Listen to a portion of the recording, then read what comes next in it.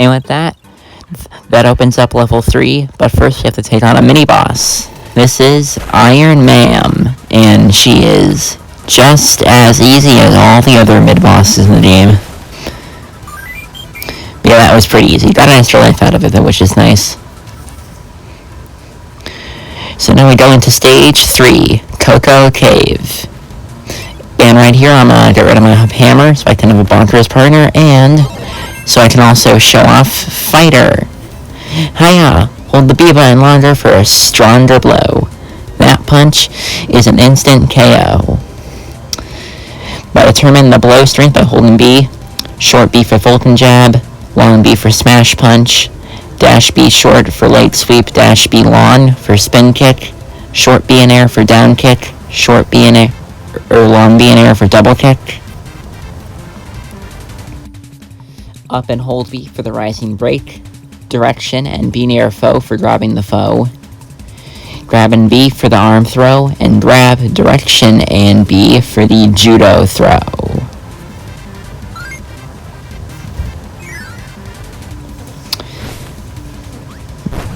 And right there we have a Plasma Any that I went and killed. Don't worry, I'll show off Plasma later.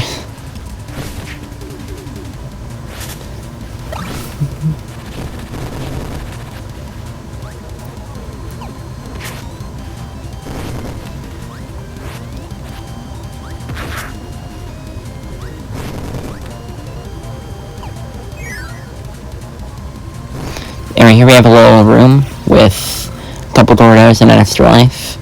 Then a maximum tomato. Just then use the Rising Break there, as you saw, to grab that extra life. I believe Rising Break can actually pass through Doritos and stuff like that. But it can at least make you invincible while you go up through them. In a chamber here with Wind, that was the throw. Right there we have another stone enemy. Not gonna use it, but there it is if you want it.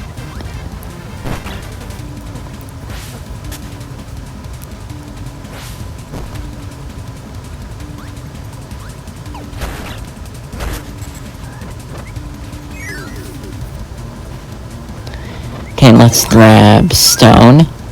Stone, pound, pound, crush. Change into many heavy forms. When on a slope, you'll slide. B for stone change. B in the air for the stone smash. Dash B for turbo stone. And while you're in the stone form, you are pretty much invincible. You know, stone reminds me of something. I can't really tell what it is. Honestly, I'm not sure if y'all will get that joke. I'm referencing the first episode with the Dwayne "The Rock" Johnson reference, but the audio in that episode is not good. Which is why I do post-commentary for this series now. But it also makes me realize how little I have to say a lot of the time. Well, hey, not a big deal. My gameplay is still entertaining enough to watch. At least in my opinion it is, at least. I am cool watching it, so I figured hopefully you guys are as well. Alright. And we just killed an ice enemy. That was a Chili, I believe their name is. So now let's see if we can actually get the ice ability. And there we go. So, ice. Freeze foes with icy breath. Kick ice cubes into others. When you dash, you'll skate. Dash to skate. B for the ice breath. B in midair for the ice sprinkle. Dash B in the air for the super ice sprinkle. Dash and hold or triple B for ice storm. Direction and B for the ice suction. That and B for the ice ejection. And tapping a frozen foe for the ice kick. And ice is probably one of my favorite abilities to use. I honestly just enjoy skating around. I think it's fun. Though it certainly doesn't have like the widest array of moves beyond freezing the enemy, which makes sense for the ice ability, but I kind of wish I had more to do with it. And that was the suction and the other one, the ejection. That's what it's called, the ice ejection.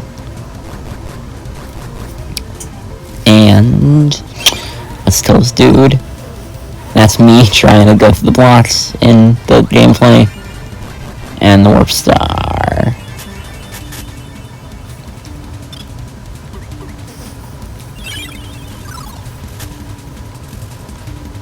And it's mini-boss time. Bugsy. Bugsy is really easy. You know, I feel like I'm being kind of repetitive. But hey, now we have Suplex. This burns with fighting spirit. Grab foes and throw them. Learn all 8 throws to be a champ. B for the dash grab. Dash B for the turbo dash grab. Down B in the air for the pinpoint kick. B when wrapping for the fury stomp. B and arrow foe for the lift. And up for the backbreaker. Down for the body slam. Right for the pile driver. Left for the big suplex. B for the torrent lariat. A or Y for the rock drop. Anything but down in the air for the air body slam, and down in the air for the plunge body slam. Skipping all those are accomplished, of course, after grabbing the enemy with B. So yeah, I believe that the top one was the backbreaker, obviously. And there I go, stirring things up with the end of level cannon thing. And it's okay, I don't really lose much out of it. But now, here we are on to stage 4, Candy Mountain. And much like stage 2, this also has another secret big switch hidden within it. So right there is our pal, the Burning Leo, who keeps shooting fireballs at me. Well, let's teach him a lesson. By, of course, sucking him up. Let's load him back in again. By sucking him up to get fire. Burn bright with fire power. Like the fuse. Yow, hot. You're on fire, man. Yow. B for the fire breath. B in a direction for the aim fire. Hold B in left for fireball inferno. Or whatever direction you're going, I believe also works. Dash and B for burn. B in the air for the fireball spin. B prior to landing for the fireball roll. Yeah. Fire isn't super useful, I'd argue.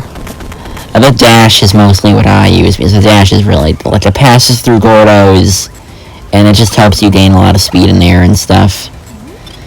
It's a pretty good ability. Then, of course, obviously giving Suplex to our buddy there, turn him into Bugsy.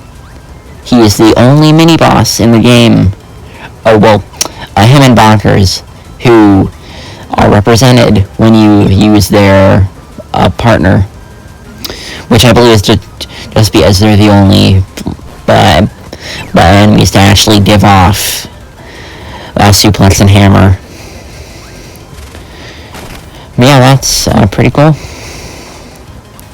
Now, I don't remember which path was the correct one for the switch, so let's take this bottom one. Now, fortunately, I do recognize this is the correct path, which is good. Because I'd rather not play the same level multiple times over just to get the switch. And up here is nothing, surprisingly.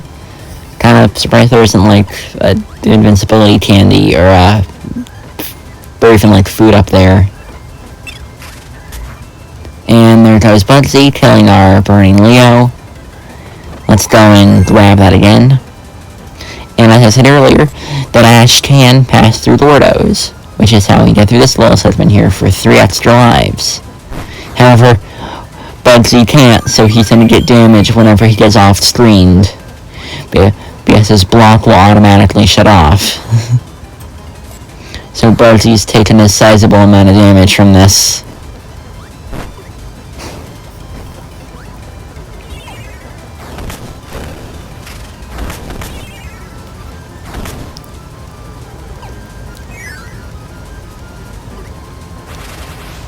And right there is another enemy. That is a Birdon.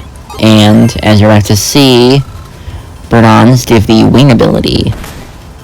Of course, much like with the first Burning Leo, it's not going to be easy to grab one because the partner constantly goes after it. But there we go. Win! Midair spins and shuttle loops. Spread your wings and fly, little Kirby. Doesn't that feel good? And, it is now apparent to me in post that I did not showcase his moves. So, for want of like an actual clip, here's me briefly describing what they do. Maybe I'll put some visual on screen over the bottom.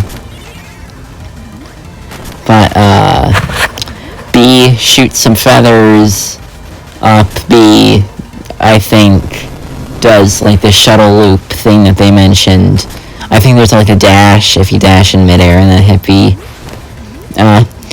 I'll quickly just flash, I guess, the page that shows off what his moves are. I don't have it readily available right next to me, so I can't exactly read off it. But I promise you guys I'll get it for you. Okay, anyway. Let's fly up through here, and let's go in this door. And here's the little rope trail with a cannon at the end. So what we have to do is we have to have our little fire guy light it up, but they don't exactly seem to like lighting up ropes, so let's do it ourselves. And this cannon, I believe, shoots us to a little room with like extra lives or something. Yeah, here it is. 2 maximum tomatoes, 3 extra bits of food for some reason, and extra life. Yes, this is not where the big switch is. We'll encounter it later. And by later, I mean now, because it's right here on the left.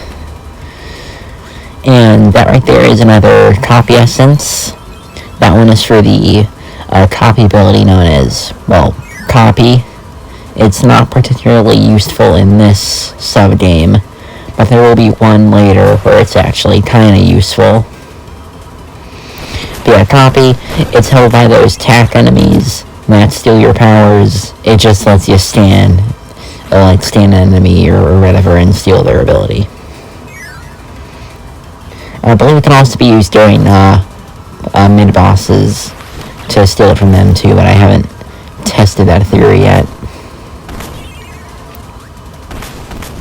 Now that there gives you Mike. I did not pick up Mike during that, which I probably could have, because it would have cleared all the enemies.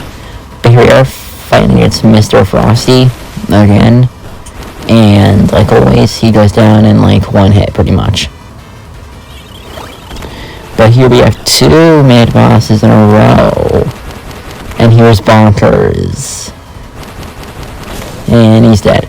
And I think that's the end of...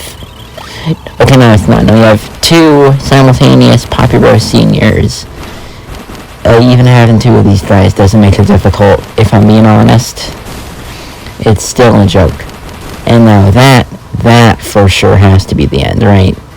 Yeah, that's the end. So let's see if I can pull it off this time. And I don't think that's 1. I think that's 2. Yeah, that's 2. But hey, we still got 1 extra life. It's better than nothing. Better than last time with a 7. So before we head into stage 5, I guess I might as well show off what these 2 bonus stages are. So let's start off with the first one. Your stage, question mark, trial room 1. It's more or less just one big room with all the copy abilities in it. The other one is something similar. I'll show that off in a second too. Now, I'm gonna wait before I show off all the stuff for the different copy abilities. That'll be in when I actually get them properly from the enemies. But as you can see, I grabbed Hammer, because we're going to be going into that fight soon, and I really like Hammer for, like, all the bosses. So yeah, trial room 2, it's more of the same. But here we are, finally, the end of the road. Stage 5, Dyna Blade's Nest. We got 4 copy abilities to choose from if you didn't have some already. And now let's head into the fight. Dyna Blade. And here she is.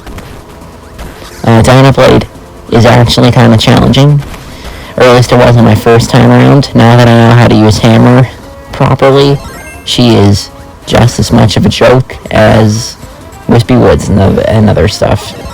But I guess at least she can actually do some damage to me, unlike most bosses. But yeah, there's Dyna Blade, defeated. The hammer makes short work of her. Oh, and there's her babies.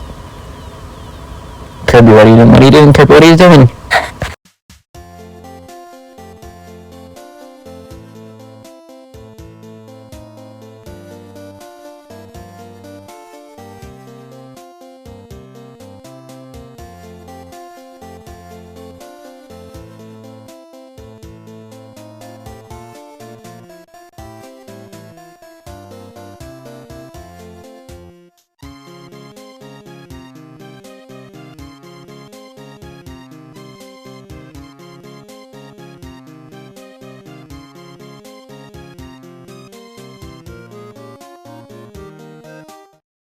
And that was Dyna Blade, a somewhat short but pretty good subgame. So with that, we're going to head into Great Cave Offensive next episode. So, please like, comment, and subscribe. It really helps me out.